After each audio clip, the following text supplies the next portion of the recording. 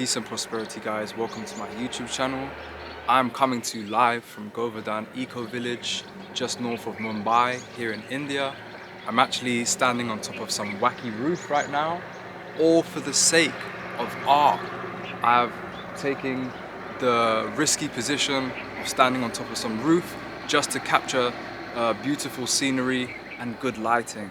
So what I'm here to talk about today, was planning to talk about the semen retention journey, but actually something interesting happened this morning, so I'm going to talk about that first. So what happened to me this morning? Well, guys, if you haven't been keeping up to date with the antics of my life, I've come to India. I'm on my 5th month here now. I recently done the teacher training program, yoga teacher training program, 200 hour, and I just completed a yoga therapy course. But other than the practical exams in both of these courses, I am yet to teach a real class. And you know, as you can tell from the way I deliver, the way I speak, there's a natural teaching element to me. That's very clear, and astrology shows me that. However, you can't bypass the actual physical thing, the physical process of actually teaching. So I knew that one day soon I'm gonna have to teach. But what happened to me this morning, I was just staying over there. I was getting my last day's lie-in because the teacher training course is starting tomorrow here at Govardhan Eco Village, which I'm going to be volunteering for. Wonderful, great news, I'm going to be volunteering and helping out the guys. But this morning I had my alarm set for 7:30. Oh, sorry devotees, man. Everyone forgive me. I was waking up at 7:30. You know, everyone usually wakes up at like 4 o'clock and stuff like that within ISKCON. However, I knock at the door at 7:10. Dun dun dun dun dun. I was like, what's going on? I hopped up. I put my cover over me because, you know, I was exposed. And I went to the door, and one Prabhu, he's like, you need to go, there's a class, you need to go to it. I was thinking, what? Is he talking about a class in the temple? Is he talking about the class as part of the morning program? And he was like, no, there's a yoga class, you need to teach it. And then he left, and I was like, and he said at 7:30, it was now 7:11. I was like, oh my days, I've got 20 minutes to go to this place and teach a yoga class. I've never taught a yoga class before. I haven't prepared. I've just woke up. I haven't done any morning practice. I haven't showered. So because I have Vata energy, as you can see by the way I speak, the way I deliver, I have a lot of air energy, which yes, is creativity and all that kind of stuff, but it also, on the flip side, can be, you know, big imbalances. So I woke up in the Vata energy, I was rushing around, I quickly brushed my teeth, scraped my tongue, I didn't even shower, I put my clothes on, I put my water bottle in my bag, I brought my phone, which was in airplane mode, and I grabbed my booklet. So I grabbed my booklet from my yoga therapy course, because this was the only, I couldn't just freestyle and say, okay, I'm gonna teach an hour's class and have nothing in front of me. I could have, but it would have been a bit not so flowy. So I thought the only place I have some sort of sequence written down is in my yoga therapy book. So I brought with me this book that had just a little sequence that I used for my practical exam for a client based around having anxiety and IBS. So it was just a basic sequence, just a few written down asanas, so I could physically see what I was about to do. God, it's getting hot. So I've got an hour, 10-minute walk. I left my sandals by the main building over there yesterday. So I was walking barefoot, which if you've been watching my videos, I walked around all of India barefoot, that's no problem. And I grabbed my bead bag, so I've been chanting again recently. Some of you out there will be happy to know that I've started chanting again. I've been chanting the Maha Mantra, not because anyone's making me chant it or telling me to chant, because I want to chant. I understand what it's doing for me, and I'm chanting and taking the process at my own rate, my own time, my own space. So I've been chanting recently, and this morning I was just like power marching with the bead bag. Hare Krishna, Krishna Krishna, Hare Ram, Rama Rama, Hare Krishna, Krishna Krishna, Hare Ram, Rama Rama, Hare.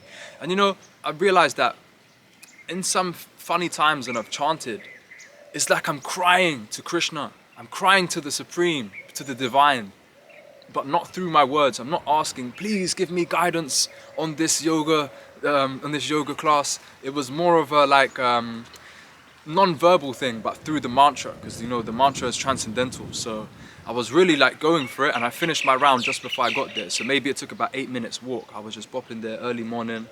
I got there, I see a few people, there basically was a family of 4 in this little hall. There was a family of 4, mother, father, son, daughter. And then there was this other Indian couple who were like quite older. And I was thinking, damn, like, are the Indian couple even flexible?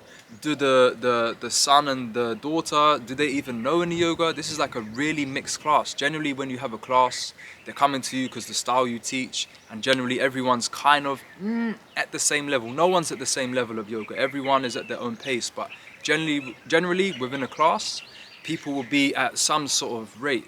And I was thinking, oh my God, what if these people can't move? What if they don't know anything? Am I gonna have to go around correcting people? That's long. But anyways, they all sat out in front of me, and I didn't tell them that this was gonna be my first class because I didn't want that to inhibit the process, because I know how the human mind works. What's easy for me, guys? Opening and closing. No problem.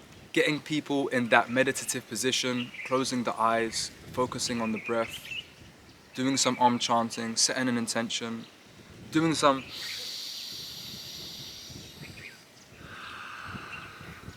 breath work at the end, you know, the final stretches at the end, you know, and closing up with that little final prayer at the end. That's no problem. It was just the sequence in the middle. I was like, man, how am I gonna do this? So, like I said, I had a few asanas written down on the paper.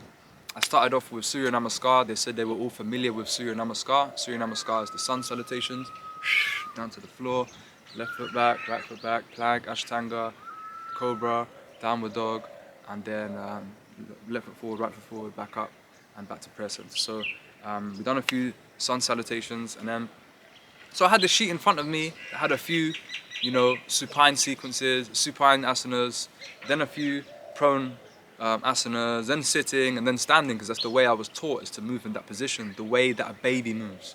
So when we're from birth, we start supine, lying on our back, and then we go into prone, so we're crawling, then we sit, and then we stand. So this is the natural position of yoga. This is the natural formation of a class, of how I've been taught.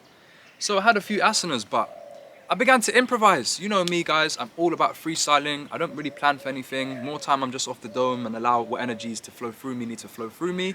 So I just started thinking, okay, they're there on the floor. Let me do this asana. Let me do ones that I like, but within some sort of sequence. So yeah, we've done a few supine, prone, sitting, standing, and yeah, I got them back into Shavasana after.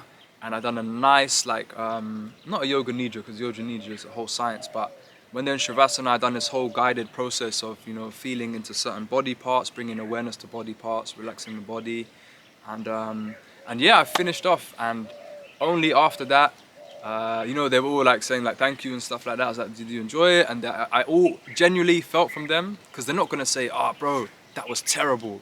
People are not like that, you know. So. But I honestly felt from them that it was well reciprocated.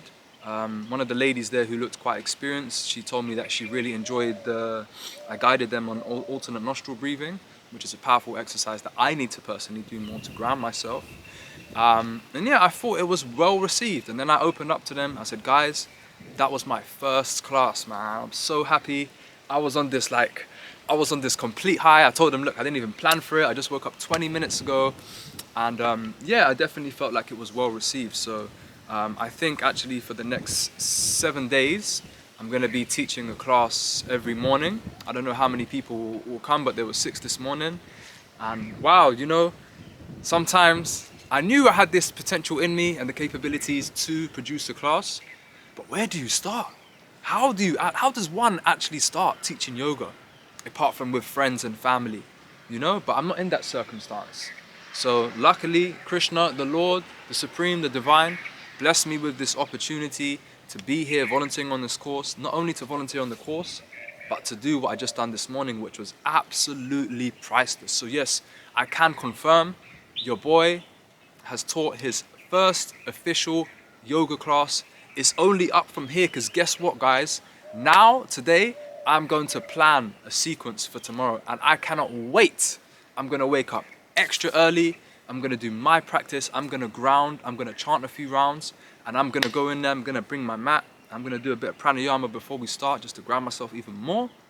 And I'm going to make this class perfect. I mean, let me get this perfection thing out of my head. Sorry, this Virgo tendencies. I'm gonna make it a really good class. I'm gonna let them feel that a lot of time and a lot of energy has gone into this, you know, putting my heart in there, showing them that I care, you know, wanting them to go through this whole magical healing process of asanas and pranayama and meditation. So, the future is looking bright, guys. Just like my skin, the future is looking spectacular, and I cannot wait to start teaching more and expanding into new depths, because as you guys already know, if you have me on Instagram, my Instagram is Undeniable Force. Catch me on there. All sorts of stuff is going on there. I've already been teaching, I've already been talking about realizations and shedding knowledge. However, I've never had something to back me up, to back up my talk. It's all just crazy talk to some people. But actually in this lifetime, in this world, for some reason, we need a certificate to prove that, you know, we can talk, or we have the authority to speak on something. So now I've actually getting some certifications behind me. Now I can actually speak, because actually what I'm about, guys, is much more than yoga. As you know, diet, semen retention, fasting, cleansing, all these sort of things is what I'm about. So I'm gonna leave it at that, and I will see you on the next video. Peace.